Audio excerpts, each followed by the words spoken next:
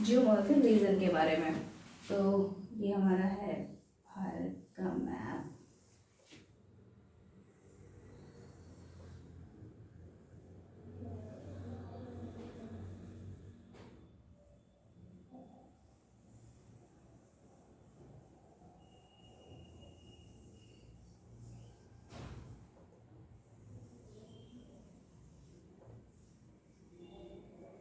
ठीक है, ये है अंडमान को द्वीप, ये है, ठीक है।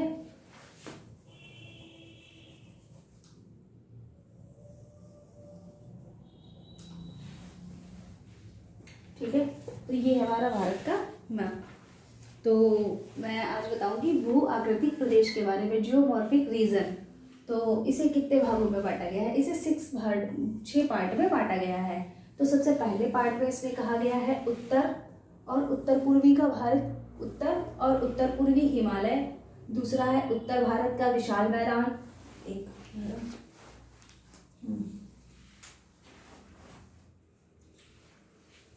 तो पहले में आता है ये उत्तर, पहले में आता है ये उत्तर और उत्तर पूर्वी हिमालय। दूसरे में आता है उत्तर भारत का विशाल मैदान। तीसरा आता है ये मरुस्थलीय क्षेत्र,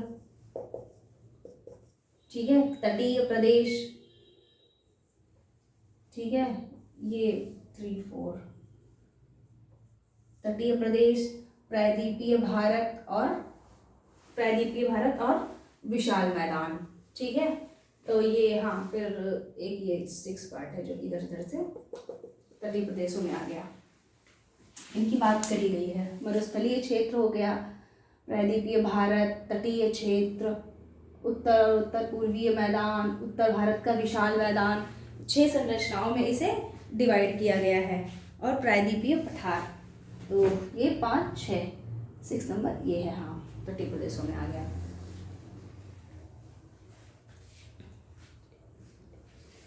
ठीक है, तो ये तटीय, ये 6 यहाँ पे आ जाएगा, ठीक है।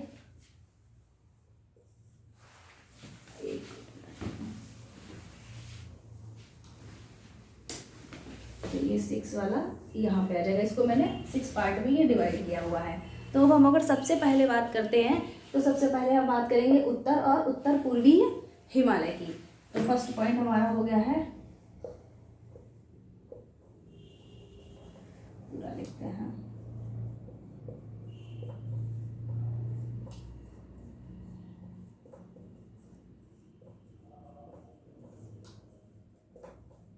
उत्तर और उत्तर पूर्वीय हिमालय क्षेत्र। तो इसके बारे में हम आज बात करेंगे। इसकी संरचना, इसका विकास कैसे हुआ? तो इसकी संरचना का विकास जो है ये टर्सरियन काल से हुआ था। जैसे कि आपने पीरियड टाइप पढ़ा होगा, इयॉन, इरा, पीरियड, एपक, एज।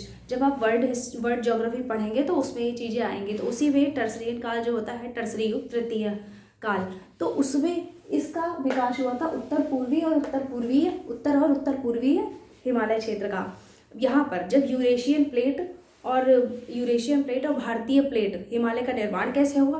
तो जब ऊपर यूरोप है और नीचे हिमालय है, तो जब यूरोपियन प्लेट और भारतीय प्लेट की टक्कर से, तो जो ये उभरने लगा क्षेत्र, इधर से यूरोपीय प्लेट टक्कर कर रही है, इधर से भारतीय प्लेट टक्कर कर रही है, तो उन दोनों के टक्कर से जो ये क्षेत्र उठा उसको हिमालय पर्वत कहते हैं, इससे पहले जो यहाँ पे था ये टेथिस सागर था, क्योंकि पूरा भूखंड नहीं था, पूरा सब सागर था। और कि जब धीरे धीरे संरचना बनी, पहले आपने देखा होगा पूरा द्वीप जो है ऐसे, पूरा वर्ल्ड जो है पूरा ऐसे चिपका हुआ था एक दूसरे से, खंड इसके चिपके हुए थे। जो ऑस्ट्रेलिया का पार्ट है वो यहाँ से निकला है, तो जब आप वर्ल्ड देखेंगे तो उसमें आपको समझ में आ जाएगा।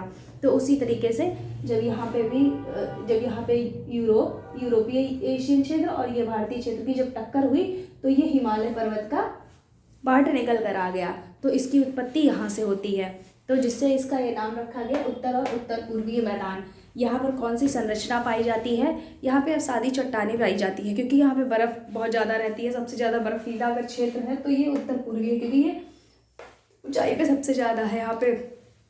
और यहाँ पे जीवाश्म पाए जाते हैं, लेकिन यहाँ पे जीवाश्म कहा जाएगा पाए जाते हैं, लेकिन कम पाए जाते हैं, क्योंकि ये सालों साल जो होता है बर्फ़ से ढका रहता है ये क्षेत्र। तो अब इसके अंदर जो सिडनी बुर्रार्ड ने जो 4 भागों में डिवाइड किया है इसकी भौगोलिक संरचना को, तो उसके बारे में हम बताते हैं। जैसे कि प्रादेशिक विभाजन, सिडनी बुर्राड ने प्रादेशिक विभाजन जो किया है तो वो 4 पार्टों में किया है, कुमायूं हिमालय, पंजाब हिमालय, असम हिमालय और नेपाल हिमालय। तो इनका सीक्वेंस है सिडनी बुर्राड। सिडनी बुर्राड ने, ये इसी के अंदर में आता है। सिडनी बुर्राड ने कितने ने,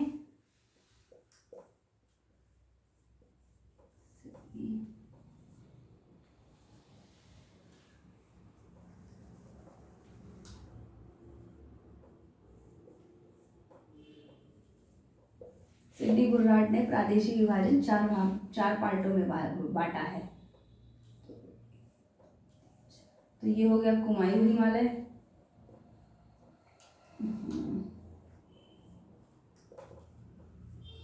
कुमायूं हिमालय, पंजाब हिमालय, नेपाल हिमालय और ये हो गया असम हिमालय। अब इसको कैसे डिवाइड किया गया है, तो जैसे कि मैं बता रही हूँ, तो यहाँ से एक लाइन सिंधु नदी और सतलज नदी, सिंधु नदी और सतलज नदी के बीच में, हाँ, तो ये सिंधु और सतलज के बीच में जो ये होता है ये कुमायूं हिमालय है।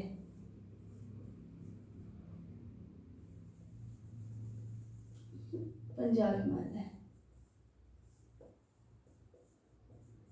ये हाँ सिंधु और सतलज के बीच में है पंजाब हिमालय।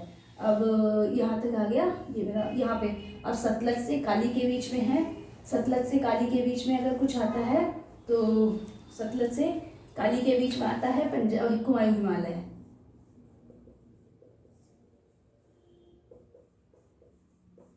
कुमायूं हिमालय, ठीक है। और काली से ये यहाँ पर जो है काली से तीस्ता के बीच में आता है नेपाल हिमालय, ये नेपाल हिमालय है। और नेपाल से दिहांग दर्रे पर तीस्ता से आते हैं, ये काली से तीस्ता के बीच में आता है नेपाल हिमालय, और तीस्ता से इसके बीच में आता है जो ये ब्रह्मपुत्र दिहांग नदी है, तो इसके बीच में आता है ये असम हिमालय। तो इसको मैं क्लियर बना देती हूँ, तब आप लोग शायद समझ पाएंगे।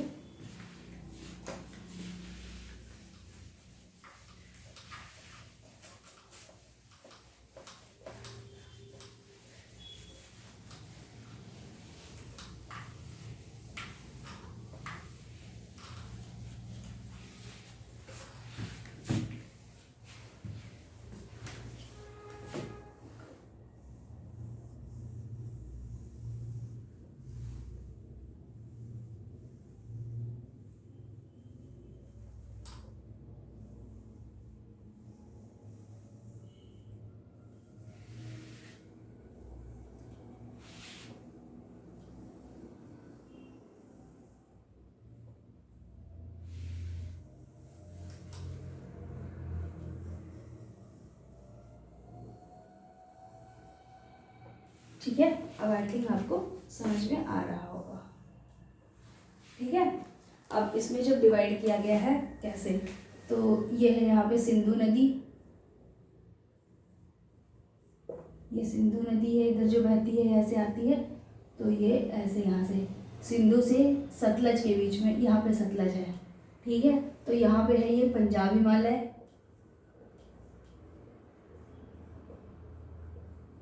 ठीक है। अब यहाँ पे आ जाती है तीस्ता, तो ये थोड़ा मैप क्लियर नहीं है, तो यहाँ से सतलज से काली नदी, यहाँ पे है काली नदी, काली नदी, तो ये आ जाता है हमारा कुमायूं हिमालय, कुमायूं हिमालय, ठीक है। ये हमारा सतलज, सिंधु से सतलज,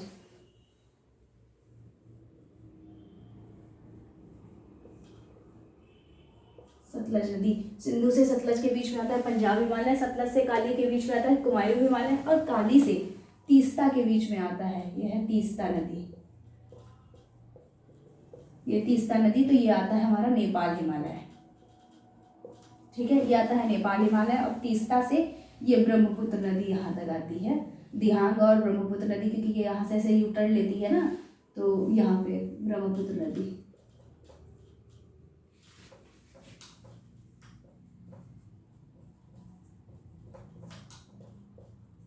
ब्रह्मपुत्र नदी, तो ये आता है ये असम हिमालय।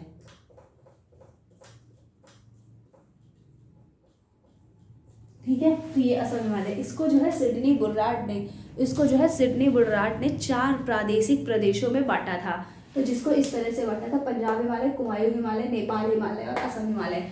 तो अगर हम सिर्फ पंजाब हिमालय की बात करते हैं कि पंजाब हिमालय में क्या क्या आता है, तो क्योंकि हम एक एक पार्ट ही इसका लेकर चलेंगे, तो उसमें जैसे कि इसको चारों भागों में डिवाइड किया गया है, तो इसमें कौन कौन सी चोटियाँ आती हैं, कौन कौन से पर्वत आते हैं, तो उनकी भी बात करते हैं। तो पंजाब हिमालय में क्या आता है, काराकोरम, लद्दाख, जास्कर, पीर पंजाल, और इसमें उत्तराखंड जैसे थोड़ा सा पार्ट आ गया है, तो उत्तराखंड की चोटी भी आती है, नंदा देवी। कुमायूं हिमालय में भी आ जाती है नंदा देवी, काली नदी, और ये नेपाल हिमालय में आ जाता है नाग टिब्बा। सिक्किम और नेपाल की चोटी पर जो कंचनजंगा चोटी है वो ये नेपाल हिमालय के बीच में आ जाती है, और ये तीस्ता और ब्रह्मपुत्र के बीच में आता है दिहांग दिबांग, दिम्फू दर्रा, और ऐसे ही। और मिरी मिसमी पटकाई, अबोर डफला, मिरी मिसमी पटकाई जो चोटियाँ होती हैं, मेघालय की चोटियाँ हैं, गारो खासी जयंतियाँ, वो सब जो आती हैं असम हिमालय के बीच में, वो सारी चोटियाँ आती हैं। ठीक है, तो अब हम अगर बात करते हैं कि इनमें कैसे कैसे इनको तो सबसे डिवाइड किया गया, तो ये मैंने आपको बता दिया। अब हम इसमें बात करते हैं कि ट्रांस हिमालय की, क्योंकि सबसे पहले मैंने बोला ना पंजाब हिमालय में क्या आता है, तो पंजाब हिमालय के अंदर आते हैं ट्रांस हिमालय, बृहद हिमालय, लघु हिमालय और शिवालिक हिमालय, जो कि 4 आते हैं। तो इन चारों को मैं यहाँ पे लिखूंगी। इसमें बताया था ना मैंने, पंजाब हिमालय, लघु हिमालय, शिवालिक हिमालय और बृहद हिमालय, तो इसमें लिखेंगे पहले हम ट्रांस हिमालय।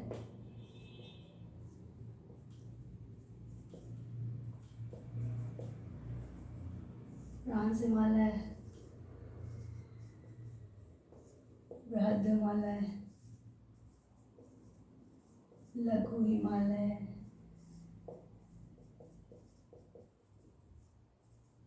शिवालिक हिमालय, और 5वां है उत्तर भारत का मैदान। उत्तर भारत का मैदान इधर में आ जाता है, वो उसके अंदर नहीं आता है, पर चलो इसको मैं बाद में बताऊंगी। ठीक है, तो सबसे पहले अगर हम बात करते हैं ट्रांस हिमालय की, ट्रांस हिमालय को हम ट्रांस हिमालय भी कहते हैं, इसे महान और परा हिमालय भी कहा जाता है, हायर हिमालय भी कहा जाता है, इसे कई नामों से जाना जाता है। ठीक है, तो सबसे पहले यहाँ पे इसकी सबसे ऊंची चोटी, यहाँ पे ये ट्रांस हिमालय का अगर टेक्सचर बनाया जाएगा तो ये ट्रांस हिमालय ऐसे बनता है, ये ट्रांस हिमालय, इसके अंदर आती है चोटियाँ। ट्रांस, देखो मैंने ब्लैक लाइन कर दी है, वो आपको समझना पड़ेगा कि सारा है ट्रांस हिमालय। तो ट्रांस हिमालय के अंदर 3 चोटियाँ आती हैं, काराकोरम, लद्दाख, जास्कर।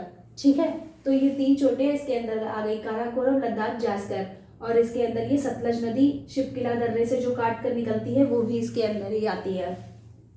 अब ये आ गई काराकोरम, लद्दाख, जास्कर और पीर पंजाल। ठीक, तो इसकी जो ट्रांस हिमालय की सबसे ऊंची चोटी का नाम क्या कहा गया है, गॉडविन ऑस्टिन केटू चोटी है, जो कि ट्रांस हिमालय के अंदर आती है। और जो यहाँ पर अवसादी चट्टानें पाई जाती है, अगर क्वेश्चन पूछा जाता है कि यहाँ पर अवसादी चट्टानें पाई जाती हैं, तो हाँ यहाँ पर अवसादी चट्टानें पाई जाती है, लेकिन सोचते हैं लोग कि अवसादी चट्टानें नहीं पाई जाती होगी क्योंकि बर्फीला क्षेत्र है, तो ये अवसादों से नहीं बना है। लेकिन इसे हम ये भी तो नहीं कह सकते कि ये आग्नेय चट्टानों से बना हुआ है, तो ये आग्नेय चट्टानों का ऑप्शन अगर आता है तो ये पूरी तरीके से गलत है। इसे आप अवसादी चट्टानों के रूप में देख सकते हैं, मतलब मानते हैं ये अवसादी चट्टानों से बना हुआ है क्षेत्र, तो यहाँ पे अवसाद भी पाए जाते हैं। ठीक है, और ये काराकोरम, लद्दाख, जास्कर, तो काराकोरम की सबसे ऊंची चोटी जो है वो गॉडविन ऑस्टिन है, केटू, जो कि विश्व की दूसरे नंबर की सबसे ऊंची चोटी है, और भारत की सबसे ऊंची चोटी केटू गॉडविन ऑस्टिन है, जो कि पाक अधिकृत क्षेत्र में कही गई है, क्योंकि पाकिस्तान कहता है कि ये हमारा क्षेत्र है, लेकिन अब तो ले लिया गया है, विवाद आप जानते हैं उसके बारे में। ठीक है, अब हम इसकी सबसे जो नुकीली चोटी की बात करी जाएगी, काराकोरम, लद्दाख। हाँ, लद्दाख में अगर सबसे जो नुकीली चोटी की बात करी जाती है, जो सबसे नुकीली चोटी है वो राकापोशी है, वो सबसे ज़्यादा, मतलब उस पर इतनी ज़्यादा बर्फ़ है कि सबसे ज़्यादा नुकीली बोली जाती है, कि पूरी बर्फ़ है इस तरह से क्रिसमस ट्री के पेड़ की तरह ऐसे ऐसे बनी जाती है, तो वो सबसे नुकीली बोली जाती है। तो सबसे नुकीली चोटी है तो वो लद्दाख, काराकोरम लद्दाख में है, राकापोशी चोटी तो वो लद्दाख में है। ठीक है, अब इसको हम, ये हो गया ट्रांस हिमालय, हो गया बृहद हिमालय। अब यहाँ पे आता है बृहद हिमालय, ये हो गया बृहद हिमालय, फिर ये हो गया लघु हिमालय, और ये हो गया थोड़ा नीचे बन रहा है ना, तो ये हो गया शिवालिक हिमालय। ऐसे बनते हैं, ट्रांस हिमालय, लघु हिमालय, शिवालिक हिमालय, ट्रांस हिमालय, बृहद हिमालय, लघु हिमालय और शिवालिक हिमालय। तो जो ट्रांस हिमालय और बृहद हिमालय के बीच में जो चीज़ बनती है, इनको जो अलग करती है, तो वो बनती है ITCZ, यानी कि इंडस सांगपो स्विचर जोन। ठीक है, इन दोनों को अलग करने वाले क्षेत्र को कहा जाता है इंडस सांगपो स्विचर जोन, यानी कि इंडस सांगपो स्विचर जोन इनको कहा जाता है। हिंदी में इसको कहेंगे कि मतलब इसे उच्च एशिया की रीढ़ भी कहा जाता है। जो हमारा ये ट्रांस हिमालय है, इसको उच्च एशिया की रीढ़ भी कहा जाता है, ट्रांस हिमालय को। और यहाँ पे इसे ट्रांस हिमालय को उच्च एशिया की रीढ़ भी कहा जाता है, backbone of Asia, higher Asia. और क्या बात और इनके बारे में, उच्च एशिया की रीढ़ भी कहा जाता है। यहाँ पे बहुत सारे वो हिमनद पाए जाते हैं जम्मू कश्मीर में। आपने सुना होगा कि बहुत सारे हिमनद हैं। यहाँ पे बुलर झील पाई जाती है, जो कि मीठे पानी की और ताजे पानी की सबसे बड़ी झील है। यहाँ पे जो ग्लेशियर वो पाए जाते हैं, हिमनद जिनको बोलते हैं, तो वो हिमनदों के नाम हैं बियाफो, बाल्टोरा, हिस्पर, सियाचिन ग्लेशियर जो सबसे गहरा, सबसे ऊंचाई पर ग्लेशियर है वो है, और बुंजी नामक दर्रे पर यहाँ पर बसा हुआ है। तो ये सारी बातें हो गई हमारी ट्रांस हिमालय की। तो अब यहाँ भारत की जो सबसे गहरी गाज है वही बुंजी, जिसका मैंने नाम लिया है। अब हम अगर बात करते हैं बृहद हिमालय की, तो अगर बृहद हिमालय की बात करते हैं, इसे ग्रेट हिमालय भी कहा जाता है, इसे महान हिमालय भी कहा जाता है। तो बृहद हिमालय और लघु हिमालय, तो इन दोनों के अगर बीच में कुछ है, इन दोनों को जो अलग करता है तो करता है मेन सेंट्रल थ्रस्ट। ठीक है, तो ये इन दोनों को अलग करता है, मेन सेंट्रल थ्रस्ट। तो इसमें किस प्रकार की चोटियाँ, इसमें आ जाता है हमारा कुमायूं हिमालय। ऐसा नहीं सिर्फ पंजाब हिमालय ही आता है, क्योंकि ये सारी रेंज यहाँ तक फैली हुई है। ऐसे ये पूरी रेंज यहाँ तक फैली हुई है, ये पूरी रेंज यहाँ तक फैली है, ये पूरी रेंज यहाँ तक, ऐसे ये रेंज फैली हुई है। तो इसके अंदर जो जो क्षेत्र आते हैं वो हम बृहद हिमालय के अंदर कहते हैं। और बृहद हिमालय को लघु हिमालय से अगर कुछ अलग करता है तो ये मेन सेंट्रल थ्रस्ट अलग करता है। तो इन दोनों के बीच में जम्मू कश्मीर भी आता है, क्योंकि थोड़ा सा ऊपर करके करेंगे ना, जम्मू कश्मीर यहाँ तक थोड़ा आता है। तो जम्मू कश्मीर जो इनके अंतर्गत घाटियाँ पाई जाती हैं, तो वो कुल्लू कांगड़ा घाटी जो हिमाचल प्रदेश की है, और लाहौल स्पीति घाटी, कुल्लू कांगड़ा घाटी, लाहौल स्पीति घाटी, कश्मीर घाटी, तो ये जो सारी घाटियाँ होती हैं ये बृहद हिमालय और लघु हिमालय के बीच में पाई जाती है। और मेन सेंटर थ्रस्ट के द्वारा ये अलग किया जाता है। अब यहाँ पर कई चोटियों का विस्तार भी हुआ है। यहाँ पे सिंधु नदी भी बहती है, यहाँ पे कई नदियों का भी विस्तार है, जैसे कि सिंधु, सतलज, चिनाब, ये सब बहती हैं। सतलज यहाँ पे शिवकिला दर्रा इसको काटता है। ठीक है, तो बृहद हिमालय में क्या होता है कि भारत की सबसे ऊंची चोटी, बृहद हिमालय में भारत की सबसे ऊंची चोटी पाई जाती है। तो भारत की या विश्व की सबसे ऊंची चोटी पाई जाती है। भारत की सबसे ऊंची चोटी एक गॉडविन ऑस्टिन है, तो विश्व की सबसे ऊंची चोटी माउंट एवरेस्ट जो होता है वो बृहद हिमालय में ही पाई जाती है। तो वो यहाँ पे कहा जाएगा। और जो भारत की तीसरी सबसे ऊंची चोटी है, दूसरी मतलब विश्व की तीसरी और भारत की दूसरी सबसे ऊंची चोटी, तो यहाँ पे है कंचनजंगा चोटी, वो भारत की दूसरी सबसे ऊंची चोटी है। और भारत की तीसरी सबसे ऊंची चोटी वो नंदा देवी है, ये भी बृहद हिमालय में ही पाई जाती हैं।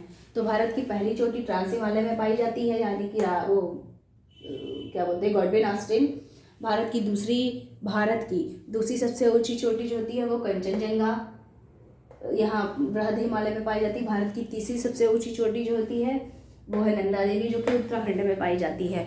अगर विश्व की सबसे ऊंची चोटी बोली जाएगी तो माउंट एवरेस्ट है, जो कि ये उसमें बृहद हिमालय में पाई जाती है। ठीक है, तो ये हो गया हमारा बृहद हिमालय। अब बात आती है लघु हिमालय की, कि लघु हिमालय में क्या क्या होता है, लघु हिमालय में किस चीज़ की बात होती है, इसमें क्या क्या पाया जाता है।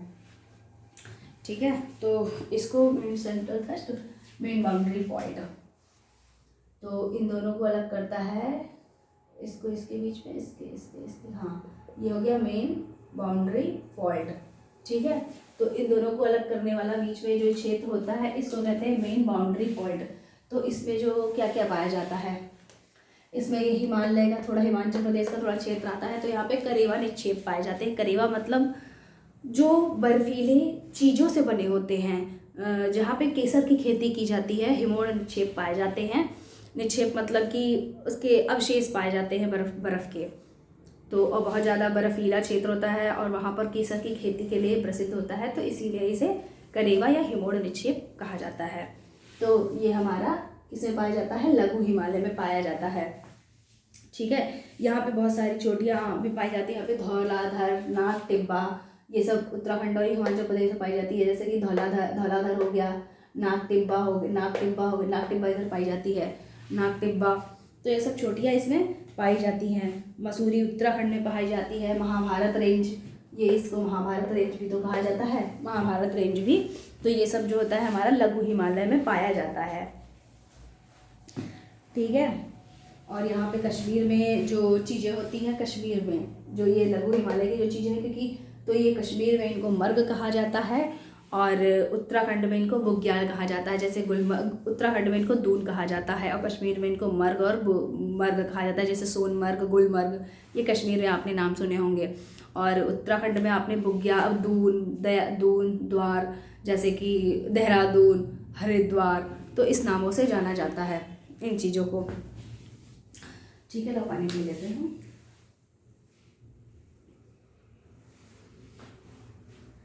अब अगर बात करते हैं शिवालिक हिमालय, तो मैंने जैसे 5वां पॉइंट यहाँ पे लिखा था, उत्तर भारत का मैदान।